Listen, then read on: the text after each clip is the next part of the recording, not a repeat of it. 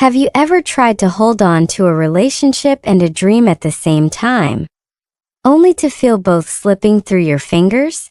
This past week in the United States, my marriage almost broke apart, and my motivation to practice English listening, reading, and speaking fell apart with it.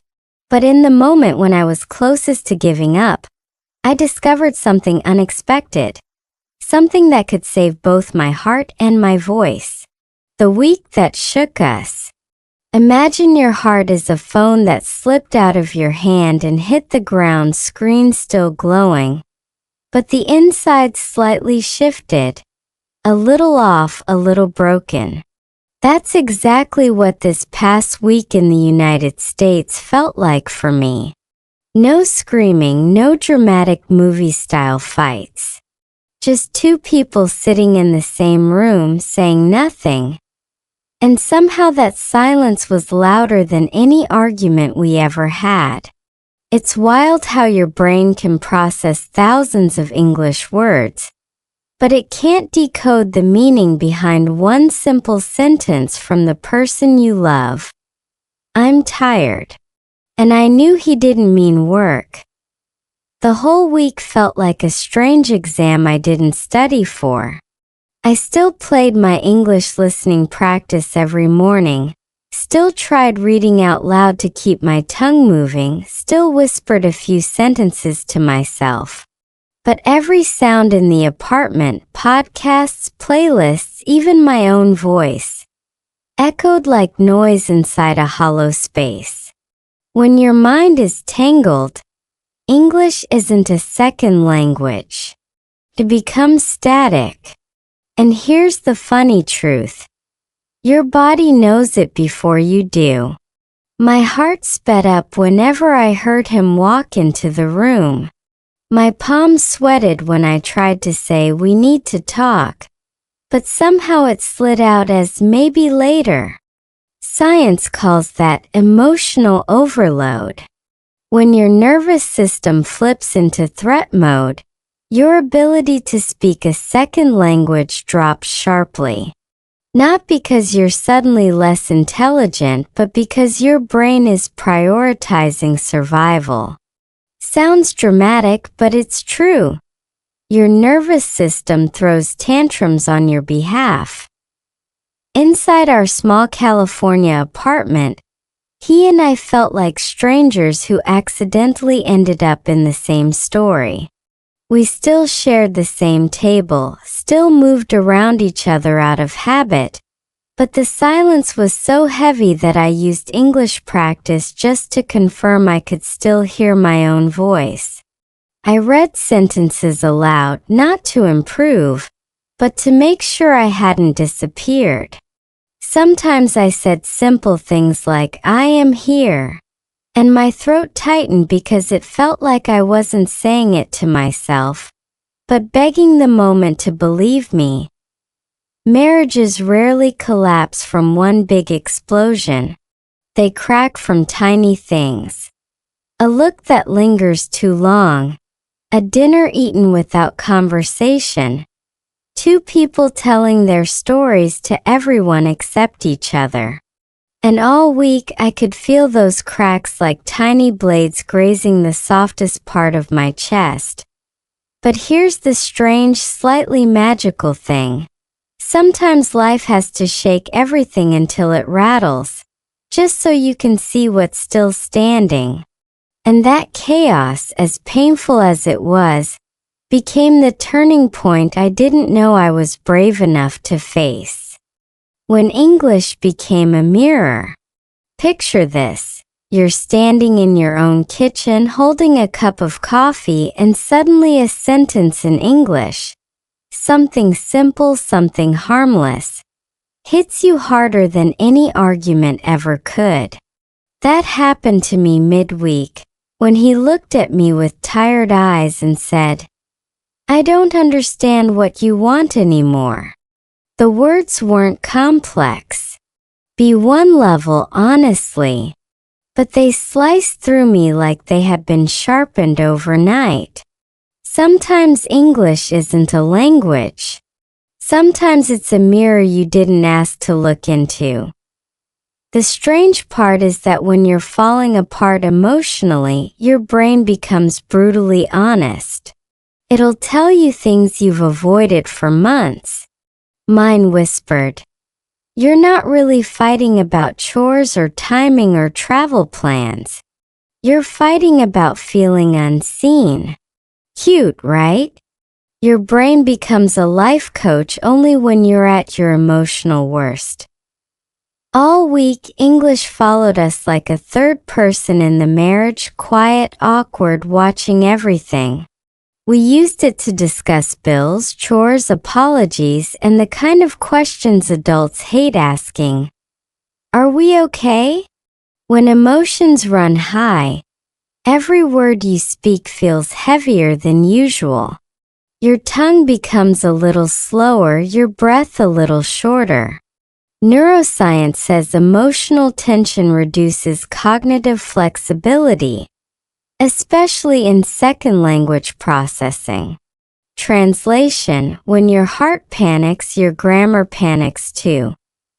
There were moments I hated English for making our conversations feel stiff, formal, too sharp around the edges. But there were other moments, small ones, when it saved us. English gave a kind of neutral ground. In our native language, emotion clings to every syllable. But in English, some words felt cleaner, less loaded, almost like we could place our feelings on a table without them catching fire. One night, we tried talking again. I remember sitting on the couch, legs tucked under me, hands shaking just a little. He whispered, "I don't want to lose you." Simple. Bare. And for the first time that week, my mind didn't freeze. I heard not just the words, but the truth underneath. English stripped away our usual defenses. No poetic metaphors, no cultural shortcuts, no dramatic phrasing. Just honesty, raw, slightly clumsy, but real. What surprised me most was how learning a language and learning a person share the same strange rule. You only make progress when you're willing to be misunderstood for a moment. You speak anyway. You try anyway. You hope they'll meet you halfway. And standing there in my messy little American living room, watching his voice tremble ever so slightly, I realized something uncomfortable but freeing. It wasn't English that made communication hard. It was everything we'd been too afraid to say. The silence after the storm. There's a kind of silence that doesn't feel peaceful at all. It feels like the moment after a glass shatters, when everything is still, but the air is full of tiny, invisible pieces that could cut you if you breathe too deeply. That's the silence we lived in for 2 days straight. Not angry, not cold, just suspended, like both of us were waiting for the other to make the first sound, the first move, the first confession. And here's the strange thing about silence: your brain hates it. It will fill it with the loudest thoughts you've been avoiding. Mine replayed every conversation we didn't finish, every look we misread, every moment we pretended to be fine when we weren't. Emotional silence is basically psychological surround sound. During those quiet days, I kept practicing English just to anchor myself. I'd read a paragraph out loud, stumble halfway, start again, pretend I was doing it to stay consistent. But deep down, I knew I was doing it because hearing my own voice was the only proof that I hadn't disappeared inside all that tension. Funny how the simplest sentence, "I am learning," felt like a life raft. Science has a neat explanation for this too. When you're stressed, your brain shrinks its focus to survival mode. That's why your words come out smaller, softer, or not at all. It's like your nervous system becomes a strict librarian. Shoo! No talking. We're busy freaking out. One afternoon, the silence got so heavy I couldn't sit still. I stepped outside onto the small balcony of our apartment, wrapped in a hoodie, breathing in air that felt colder than it should. And for no logical reason, I started practicing English sentences under my breath. Slow, soft, almost like prayers. I am trying. I am here. I want to understand. They weren't meant for a language exercise. They were meant for us. And then something unexpected happened. I heard the sliding door behind me open. His footsteps, quiet, hesitant, familiar. He didn't say anything. He just stood beside me, both of us facing the same skyline, both of us too scared to break the fragile quiet. But after a long minute, he whispered one word. Hey! Such a tiny word.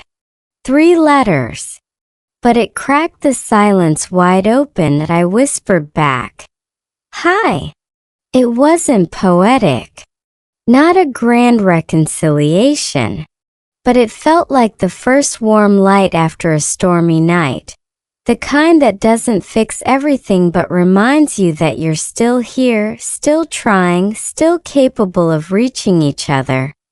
And maybe that's the real lesson hidden inside both love and language learning. The recovery never starts with a speech. It starts with a single word spoken softly, when you finally decide you're done being quiet. The first step back to each other. There's a moment in every relationship where you stand on emotional tiptoe, trying to decide whether to step forward or step back. That was us, 2 people holding the same history but afraid to hold each other. And the funniest part? The moment that pushed us forward wasn't dramatic or cinematic. It happened over something ridiculously ordinary. Reheating leftovers, he stood in the kitchen, staring at the microwave like it had personally betrayed him. I walked in to get water. We both froze like 2 awkward extras in a movie who accidentally wandered into the same frame. Then he muttered, "We should talk." Not a grand speech. Not a perfect sentence. Just honest, uneven, unpolished, like real humans sound when they're about to tell the truth. And that's when something inside me softened. English has this funny ability to strip things down. In our native language, our arguments can be beautiful, dramatic, poetic. But in English, we become simple, direct, a little clumsy. Sometimes that clumsiness is exactly what saves you. We sat down at the kitchen table, and he looked more fragile than I'd seen him in months. He rested his hands on the table, fingers tapping nervously. "I'm scared," he said. Just that. 2 words. A full confession disguised as a child-sized sentence. In that moment, my brain, usually so obsessed with vocabulary, grammar, pronunciation, just stopped. It didn't matter whether he used the right tense. What mattered was that he was finally speaking from the part of him I'd missed the most. That I told him I felt lost too. That I didn't know how to reach him anymore. That I was tired of trying to be the calm one, the forgiving one, the one who always rearranged her emotions so his could fit comfortably. For the first time in months, I didn't sugarcoat my truth. I let the rawness sit between us like a fragile but sacred offering. Psychology has a name for what happened next: co-regulation. When two nervous systems sync up, breath slowing, shoulders lowering, heartbeat softening, it becomes easier to talk, easier to understand, easier to forgive. It's like your body finally tells your brain, "You're safe. We can stop defending ourselves now." We talked for almost an hour. Not perfectly, not smoothly, but honestly. And somewhere in the middle of that messy conversation, I realized something surprising. Forgiving him didn't mean erasing the hurt. It meant acknowledging it without letting it suffocate us. Forgiveness isn't a switch. It's a series of tiny choices. A decision to stay when leaving feels easier. A willingness to hear someone even when your heart is still bruised. A soft okay whispered even when you're not fully okay yet. When we finally stood up from the table, nothing was magically fixed. But something had undeniably shifted. We weren't enemies trapped in the same house anymore.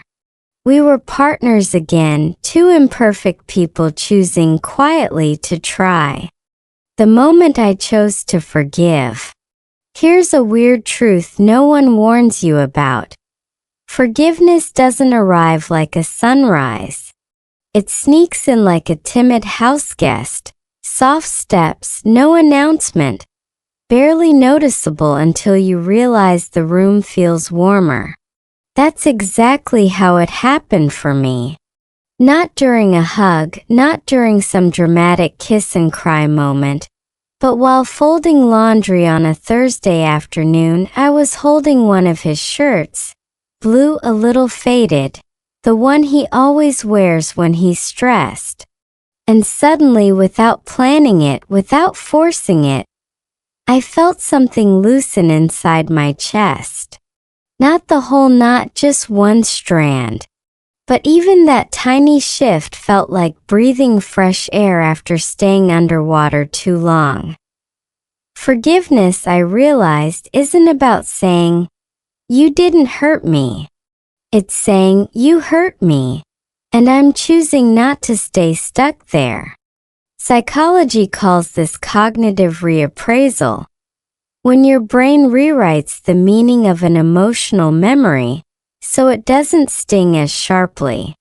Scientists describe it like rewiring a neural pathway. I describe it like finally cleaning a corner of your heart you've avoided for months. That evening he came home early. The way he closed the door was different, gentler, almost shy. He walked into the living room, hesitated, and said in a quiet voice, "Can we try again?" Not, "Can we fix everything?" Not, "Can you pretend nothing happened?" Just try again. Two words that landed on me like soft rain. I didn't say yes immediately. Forgiveness isn't a performance. It's not an "I forgive you" badge you slap on like a sticker. It's a state your nervous system has to grow into. But I did ask him to sit with me. I told him what still scared me, what still hurt, what had been building up inside me like emotional plaque. And to my utter shock, he didn't defend himself. He didn't argue. He didn't shut down. He just listened. Really listened. The kind of listening therapists brag about. I watched his face change as I spoke. Eyes softening, shoulders lowering, jaw unclenching. And in those tiny physical shifts, I saw something I had forgotten he still had: sincerity. The quiet kind, the kind that doesn't need big speeches or expensive apologies. At one point he said, "I don't know how to be perfect for you, but I want to be better with you. That sentence, it wasn't grammatically fancy. It wasn't poetic. But it was real. And sometimes real is the only language a breaking heart understands. I didn't forgive everything in that moment. That's impossible. But I did forgive one thing. Then another. Then another. Forgiveness, it turns out, is like learning English. Slow progress, tiny breakthroughs, and repeating things until they finally sticked up. By the time the night settled around us, I felt something shift, not a dramatic transformation but a quiet realignment. A small start. The first peaceful breath after a long week of emotional earthquakes. And maybe that's all forgiveness is. A doorway you step through before you're fully ready. Because staying outside hurts even more. The turning point we didn't expect. The turning point didn't come from some dramatic breakdown, a teary apology, or a grand romantic gesture like the movies love to promise. No, real life doesn't usually give you those scenes. What it gave me instead was a quiet, fragile morning in the kitchen. The kind of morning where the world feels too heavy, and even the sunlight seems unsure if it should show up. I had barely slept. He hadn't either. We moved around each other like strangers wearing familiar faces, silent, careful, exhausted. And then, without saying anything, he placed a cup of coffee in front of me. Light. 2 sugars. Exactly how I take it when I'm too tired to argue with my own thoughts. He sat down across from me, shoulders slumped, eyes soft in a way I hadn't seen all week. Then he said just one sentence. Can we try again today? Just today. Not forever. Not let's fix everything right now. Just today. Something about that simple request reached me in a place I didn't even realize had gone numb. It wasn't romantic. It wasn't poetic. It was human. It was vulnerable. And somehow it was enough to break through the wall I had quietly built around myself. I felt the tension in my body loosen, like I finally had permission to breathe. And in that tiny moment something shifted, not dramatically, not loudly, but in the subtle, steady way healing often begins. We talked. But not the angry, sharp-edged talking we had been doing all week. This time we talked slowly like two people learning a new language. We listened more carefully. We chose softer words.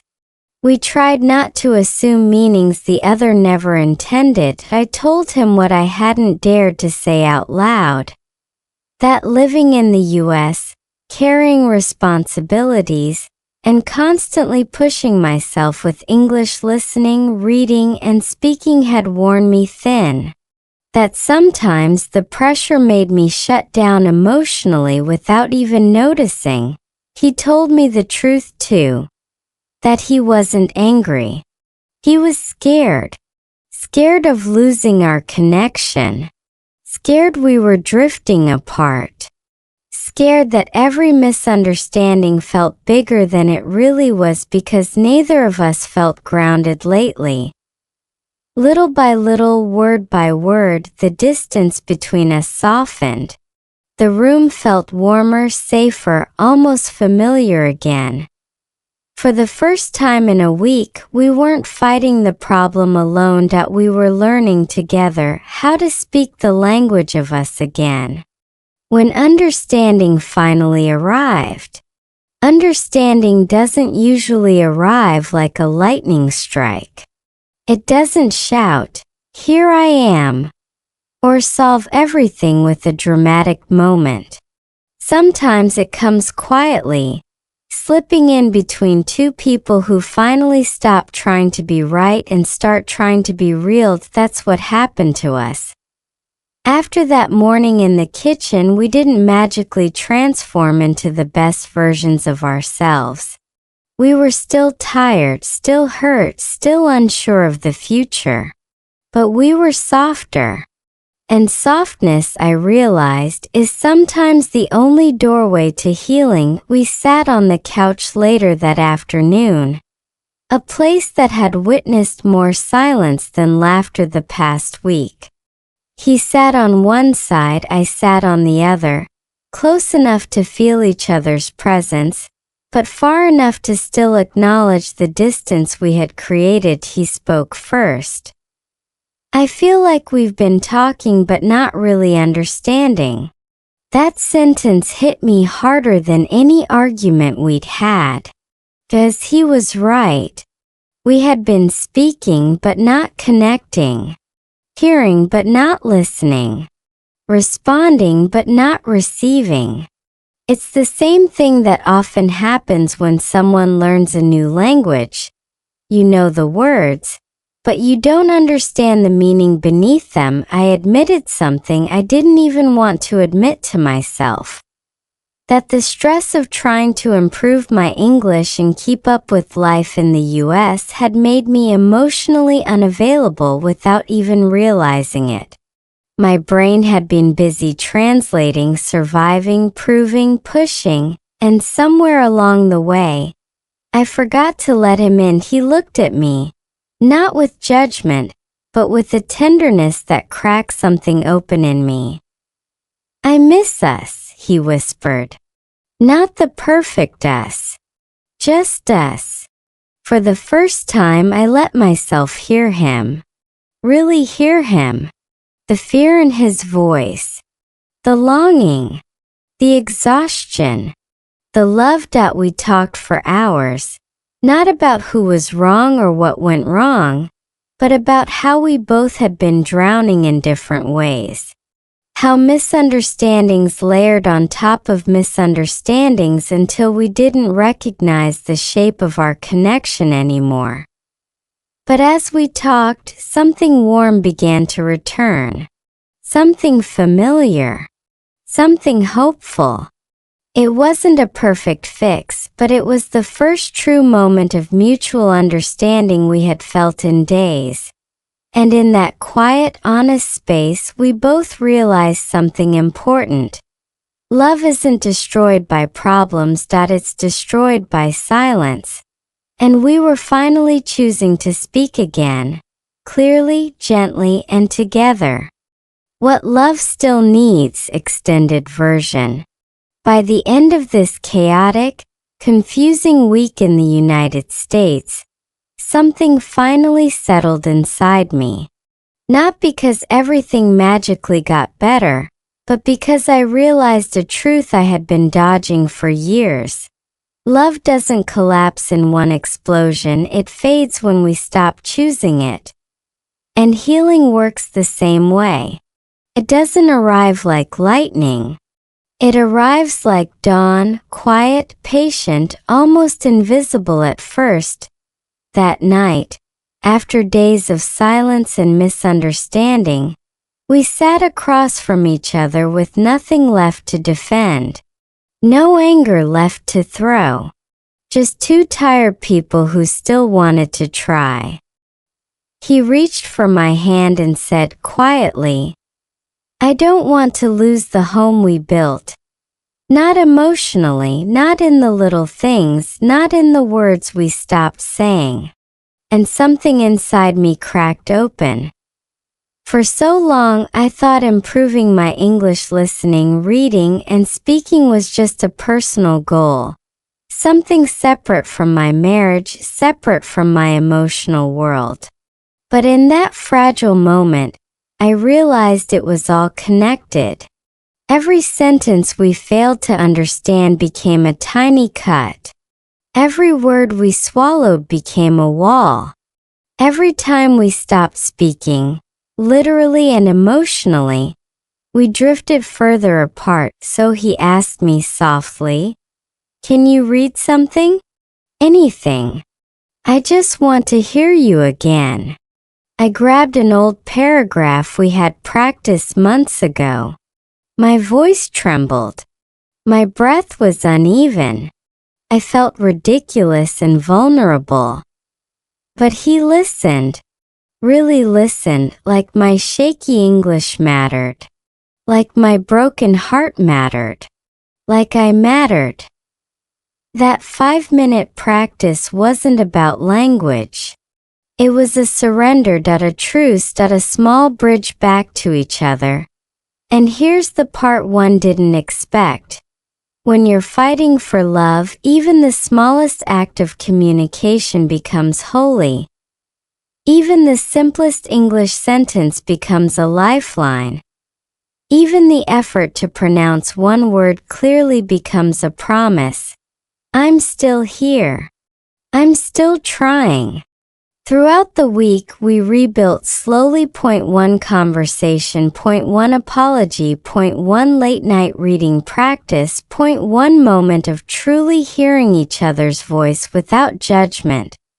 I finally understood that both love and language flourish under the same conditions: consistency, patience, honesty, presence. Not perfection. Never perfection. So if you're watching this and you feel exhausted, emotionally, mentally, or even spiritually, if you feel like quitting your goals or walking away from someone you love, maybe this is the reminder you didn't know you needed. You don't heal by being strong. You heal by staying soft enough to keep trying. Point 1 word at a time, point 1 breath at a time, point 1 small practice of English, of love, of courage at a time. Because love still needs effort. And your voice, your real, vulnerable, imperfect voice still deserves to be heard. By others. And by you.